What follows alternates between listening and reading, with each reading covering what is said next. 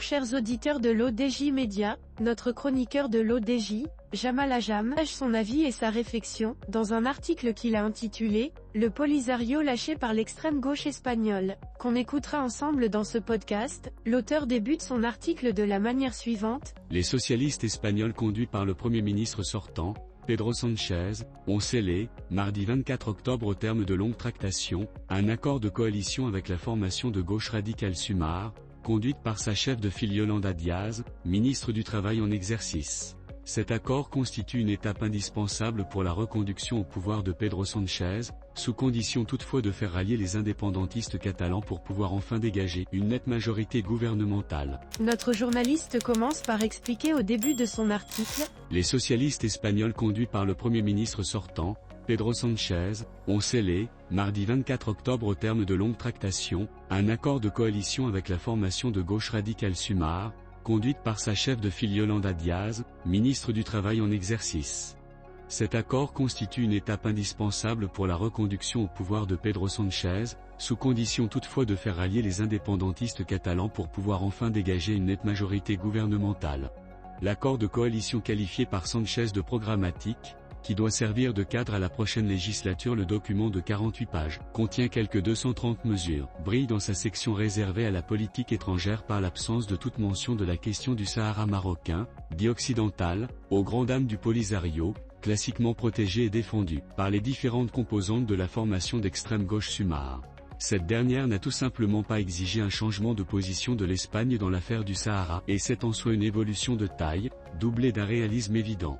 C'est surtout un véritable revers pour le mouvement séparatiste du Polisario, qui se voit de plus en plus abandonné par ses soutiens autrefois inconditionnels et qui constate, à chaque fois avec beaucoup d'amertume, qu'il est sacrifié sur l'autel du pragmatisme et de la réelle politique. Notre chroniqueur approfondit sa réflexion de la manière suivante. Une trahison, s'est écrié le front séparatiste par la voix de son représentant en Espagne qui s'en est pris violemment, dans un communiqué à la coalition Sumar, pour avoir abandonné la cause sahraoui. Le Polisario qualifie l'attitude de Sumar d'abandon et d'incohérence manifeste, par rapport au programme avec lequel la formation radicale espagnole s'était présentée aux élections générales en juillet dernier. Il est vrai que dans son élan électoraliste, et afin de rassurer ses électeurs traditionnellement pro-Polisario, Yolanda Díaz avait promis, en cas de maintien de sa formation au pouvoir, de tout mettre en œuvre pour renverser la position de l'Espagne au sujet du Sahara. Autrement dit, pour faire révoquer le soutien clair et sans équivoque de l'Espagne officielle au plan d'autonomie marocain.